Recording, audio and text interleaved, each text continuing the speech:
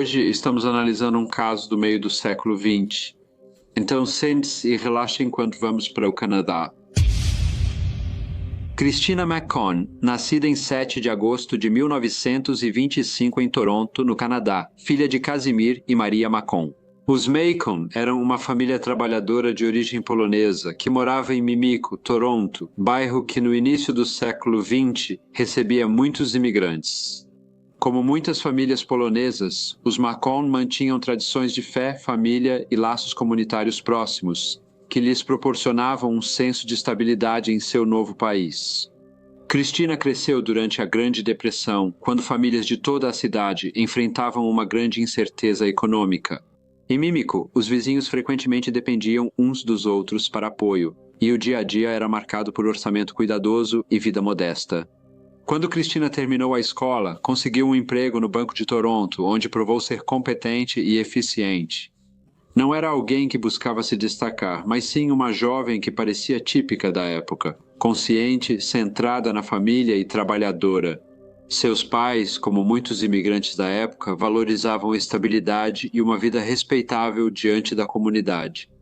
Eles esperavam que Christina seguisse um caminho seguro e digno, com o casamento como passo natural para um futuro estável e tradicional. Nos anos 1940, Christina conheceu João Ray Catterwell, o Jack, jovem poucos anos mais velho que ela. Logo depois, Jack foi convocado para a Segunda Guerra Mundial, atuando como sargento no corpo odontológico. Quando voltou para casa, ele conseguiu emprego no ramo de seguros e se restabeleceu em Toronto. Ele tinha seu próprio círculo de amigos, incluindo Ronald Berry, conhecido por ser muito animado. Ronaldo nasceu como Ronaldo Schiffel e emigrou da Itália com a família nos anos 1920 depois, adotando o nome Ronald Berry, acreditando que soava mais adequado para a vida no Canadá. Ele era extrovertido e elegante, um ex-dançarino profissional de salão que havia deixado os palcos para abrir seu próprio negócio de construção. Apesar de seu jeito confiante, o empreendimento nunca prosperou, deixando-o sobrecarregado por grandes dificuldades financeiras. Ronald era mais do que apenas um conhecido, ele era um companheiro próximo de Jack. Eles viajavam e socializavam juntos com frequência. Em 1947, eles já moravam na mesma pensão, dividindo um quarto. Os pais de Christina eram cautelosos sobre o relacionamento dela com Jack. Não só por ele não ser católico romano, mas também pela amizade com Ronaldo Berry, cuja presença constante parecia intrusiva e cuja influência não era totalmente confiável.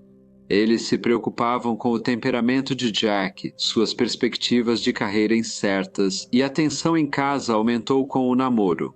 Apesar das reservas, Christina continuou a ver Jack e, em 12 de maio de 1947, o casal se casou em Toronto.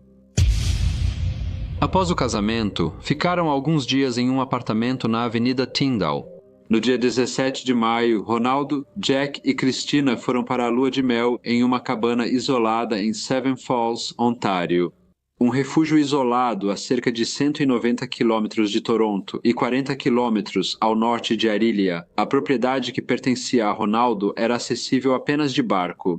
Esse arranjo era um tanto estranho, e embora Christina se mostrasse externamente como uma recém-casada alegre, ela estava frustrada porque seu marido havia levado o amigo junto no que deveria ser a lua de mel deles. O isolamento do chalé e a presença de Ronaldo traziam desconforto a uma viagem que normalmente seria idílica. A situação ficou grave em 20 de maio de 1947 ao verem fumaça saindo do chalé. Ao retornar, Ronaldo encontrou Jack caído com ferimento na cabeça e Christina desaparecida. Quase imediatamente o fogo se intensificou e as chamas consumiram rapidamente a estrutura de madeira. Em poucos minutos, o chalé foi reduzido a uma estrutura queimada de madeira e cinzas espalhadas, restando apenas os vestígios do que antes fora um refúgio isolado. Ronald e Jack conseguiram escapar do incêndio e mais tarde o corpo de Christina foi encontrado a uma curta distância dali, em cerca de 23 centímetros de água. Ela estava totalmente vestida, deitada de bruços, sem sinais de queimaduras ou inalação de fumaça. Uma autópsia foi feita imediatamente para determinar a causa da morte. O exame constatou que ela havia se afogado, apesar da pouca profundidade da água em que foi encontrada. Os investigadores também acharam vestígios de codeína no corpo dela. Um detalhe que levantou mais questões sobre as circunstâncias que levaram à sua morte e se algum fator externo contribuiu para a tragédia. Ronald Barry logo virou pessoa de interesse e foi um dos primeiros interrogados pela polícia. Questionado se o chalé tinha seguro, ele respondeu: "Perdemos tudo." Quando algo assim acontece, o seguro é a última coisa em que você pensa. Ele não pode substituir o que foi perdido. É como perder uma vida. Nós tínhamos planejado passar todo o verão aqui, longe de todo mundo. As flores eram lindas e planejávamos plantar muitas mais. Mas acho que não devo dizer mais nada, já falei demais. Ele foi então levado sob custódia policial, onde foi interrogado por 6 horas e produziu uma declaração abrangente de 3.000 palavras. Após o tempo de Ronald na delegacia, ele foi liberado enquanto as investigações continuavam. Ele falou com repórteres alegando que aquilo havia sido um trágico acidente, embora não quisesse revelar muitos detalhes. Ele afirmou que inicialmente não planejava acompanhar o casal na lua de mel e só se juntaria a eles depois. Mas como eles tinham muita bagagem, o Sr. Thomas, que era o senhorio dele e de Jack, disse para ele pegar o carro e levá-los até o chalé. Na segunda-feira, 26 de maio, o funeral de Christina aconteceu na igreja de São Leão, a mesma igreja onde ela havia se casado apenas 2 semanas antes. Nos dias seguintes, a polícia continuou a reunir informações sobre a tragédia, colhendo depoimentos e examinando todas as circunstâncias que pudessem esclarecer a causa da morte de Christina. Os jornais relataram os fatos conhecidos à medida que surgiam, junto com muitas especulações, enquanto o público acompanhava as novidades com interesse.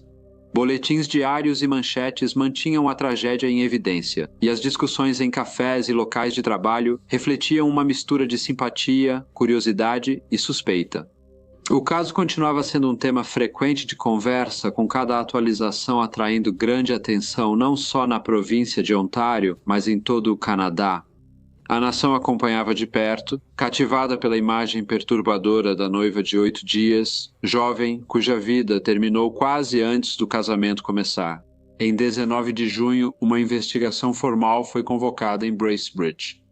O Sr. C.P. Rape foi o advogado da coroa nomeado para essa investigação. Ele imediatamente apontou o papel suspeito de Ronald Barry no que aconteceu em 20 de maio, e o descreveu como um mentiroso do tipo mais descarado, cuja figura sinistra permeia toda essa tragédia.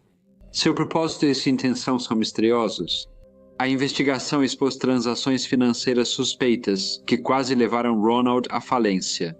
Foram feitas 2 apólices de seguro de vida separadas de $5.000 cada para Jack e Christina antes do casamento. O beneficiário era Ronald. As apólices incluíam cláusulas de indenização em dobro, o que significava que ele receberia o dobro do valor caso qualquer um deles morresse em um acidente. Antes de viajar para Seven Falls, ele também havia renovado sua apólice de seguro vencida do chalé. Também havia perguntas sobre o marido de Christina, Jack Kettlewell. Por que ele havia confiado tudo o que possuía a Ronald? E, claro, por que ele pediu ao amigo para acompanhá-lo junto com sua nova esposa na lua de mel?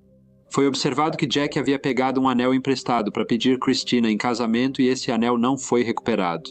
Quando Jack, nervoso, subiu ao banco das testemunhas, disse que acreditava que Christina havia tentado envenenar tanto a ele quanto a si mesma, colocando algo na comida deles.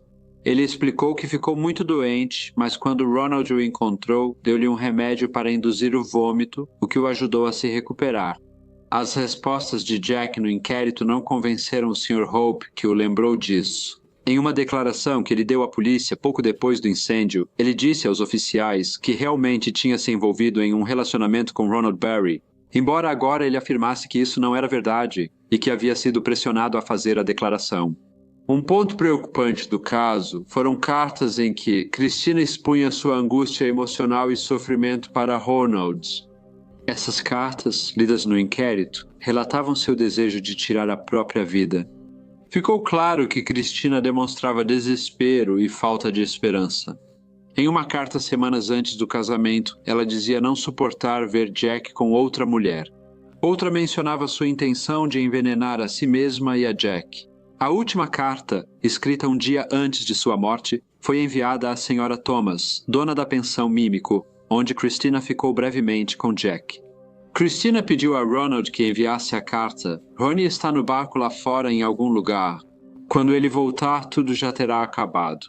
Ele deve ter ficado com medo de que algo acontecesse, porque está ficando um dia a mais para garantir que voltemos para Toronto com ele.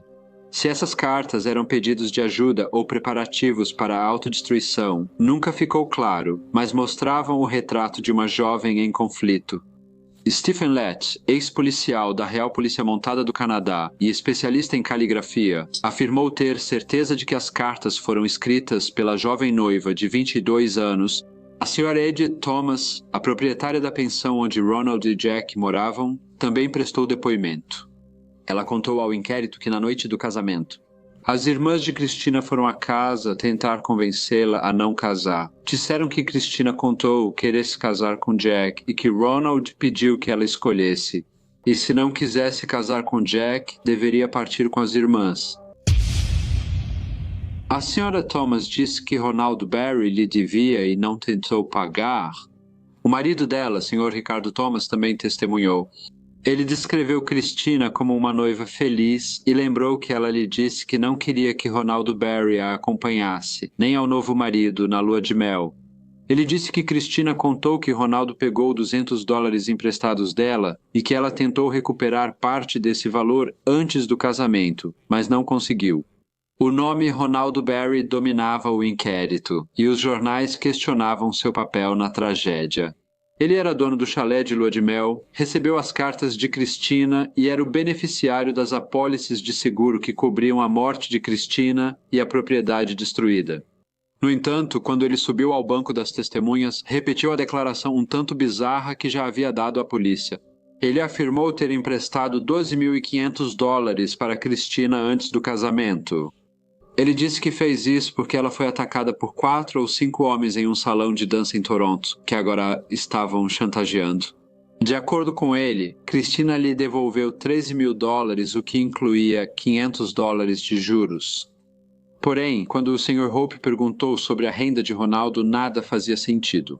Em 1945, sua renda líquida foi de $1.500. Em 1946, ele construiu 2 casas e lucrou cerca de $1.000 em cada, mas em 1947 não teve renda. Ele admitiu ter pegado $3.000 emprestados em 1946 no Banco de Montreal e disse que deu $2.000 a Christina. Depois, quando ela pediu mais $3.000, ele também pegou emprestado e deu a ela.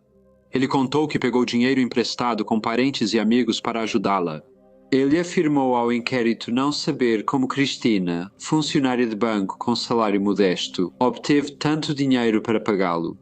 Stephen Lett, o perito em caligrafia, confirmou que Christina assinou o recibo de $12.000, mas afirmou que ela assinou esse documento antes que os detalhes fossem preenchidos. Esses detalhes, segundo ele, foram escritos com a caligrafia de Ronaldo Barry. Ronaldo negou todas as acusações que lhe foram feitas. Ele afirmou que sua relação com Jack era apenas amizade e que não organizou o casamento de Jack e Christina, apesar de ter ajudado em alguns planos da lua de mel. No entanto, sob intenso interrogatório, ele acabou admitindo que ele e Jack já foram muito próximos, mas isso foi há alguns anos. Ele disse ao inquérito que, após o casamento, tentou não atrapalhar o casal. Numa manhã, ao entrar na cabana, viu Jack inconsciente perto da janela. E Christina estava lá e pediu a ele uma caneta, pois queria escrever algo. Ele disse que, naquela noite, voltou à cabana e encontrou Jack sangrando por um ferimento na cabeça. Segundo ele, Christina estava desaparecida. Ele contou como procurou por ela na floresta, e então percebeu que a cabana de repente pegou fogo, então voltou e arrastou Jack para longe do prédio em chamas. O Sr. Hope duvidou da declaração de Ronaldo. Ele analisou as transações bancárias de Christina e não encontrou irregularidades. Ele lembrou à investigação que Christina era responsável pelo livro Caixa e não havia explicação para as sérias transações financeiras citadas por Ronaldo Barros sobre sua morte. Os jornais ficaram fascinados pelo caso e dedicaram inúmeras colunas e espaço de capa para cobrir cada detalhe. Desde o casamento, as finanças obscuras e os trágicos eventos de 20 de maio, eles relataram que Jack sofreu queimaduras no incêndio, mas ele parecia desconfortável ao ser questionado.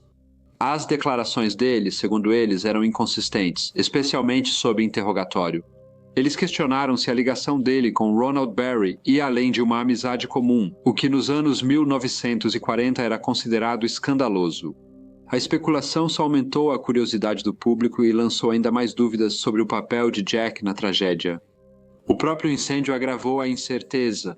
O chalé, planejado como refúgio do novo casal, foi destruído tão completamente que eliminou possíveis evidências cruciais. Os investigadores não conseguiram determinar se o incêndio havia sido provocado deliberadamente ou causado por acidente. O que era certo é que o momento do incêndio criou um caos, obscurecendo a sequência dos acontecimentos e atrasando a busca por Christina. O depoimento médico foi pouco claro. A autópsia encontrou traços de codeína, mas em quantidade insuficiente para justificar a morte. Não havia sinais de violência física, nenhum golpe, nenhum estrangulamento, nada que sugerisse uma agressão. O afogamento foi a causa, mas como Christina acabou na água, permaneceu sem resposta. A ausência de provas físicas conclusivas fez com que o caso dependesse apenas de evidências circunstanciais. Na interpretação das cartas do relacionamento dela e das circunstâncias ambíguas em torno do incêndio, com o avanço do inquérito e depoimentos de mais testemunhas, o júri teve a difícil tarefa de decidir se Christina morreu por suicídio ou assassinato.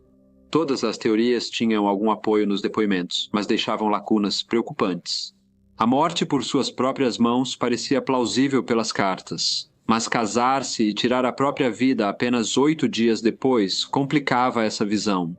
O assassinato não podia ser descartado, principalmente pelas suspeitas sobre Ronald e Jack. Mas não havia provas. Um acidente era possível, no entanto. A sequência de eventos que levou ao seu afogamento desafiava uma explicação simples.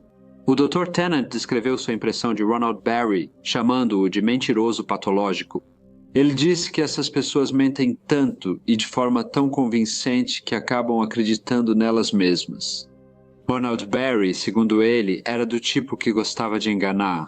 O inspetor Wright da Polícia Provincial testemunhou que as contas que Christina mantinha no banco estavam em perfeita ordem.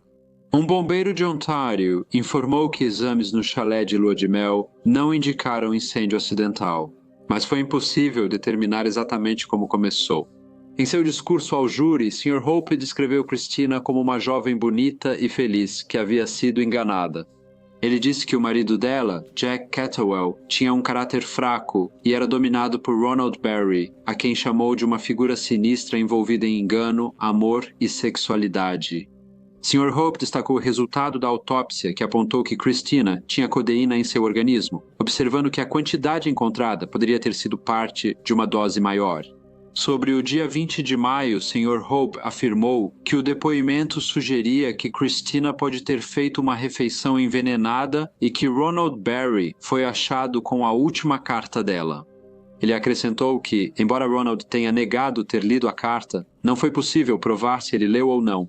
O Sr. Hope também questionou como o corpo de Christina foi descoberto na água rasa. Ela estava descalça, mas não havia marcas em seus pés que indicassem que ela tinha caminhado até lá sozinha. Ele perguntou se ela poderia ter sido carregada e, se sim, quem poderia ter feito isso. Ao dizer isso, ele estava insinuando que Ronald Berry era o único capaz de fazer isso. O Sr. Hope também descartou como ridícula a história de que Ronald teria emprestado $12.000 para Christina pagar supostos chantagistas depois que ela foi atacada no salão de dança de Toronto. No entanto, apesar das evidências apresentadas, o júri deu um veredito em aberto, pois não pôde afirmar com certeza como Christina havia morrido, apenas que ela havia se afogado, em circunstâncias ainda sem solução. A lei deixou a questão sem resolução, assim como a imaginação do público. O inquérito acabou, mas a especulação sobre o destino de Christina só aumentou depois. Uma teoria era que Christina tirou a própria vida. As cartas que ela escreveu e sua aparente fragilidade emocional apoiavam essa visão. Se ela tomou codeína e foi ao rio desesperada, o afogamento pode ter sido auto-infligido. Mas a presença de Ronald Berry complicava essa interpretação. O nome dele nas apólices, as cartas de Christina e sua proximidade aos fatos pareciam todos suspeitos. Sugeriram que Ronald orquestrou os fatos em benefício próprio, mas nenhuma prova o ligava diretamente à morte de Christina. Jack continuou sob suspeita em alguns círculos. Seria cúmplice de Ronald? Ele foi negligente ou apenas uma vítima das circunstâncias? O ferimento no incêndio afetou seu depoimento e sua relação com Ronald gerava discordância. Outra dúvida era por que o corpo de Christina demorou a ser encontrado. Testemunhas afirmaram que a margem do rio havia sido vasculhada mais cedo naquele dia sem sucesso, sugerindo a possibilidade de que o corpo dela tenha sido colocado lá posteriormente.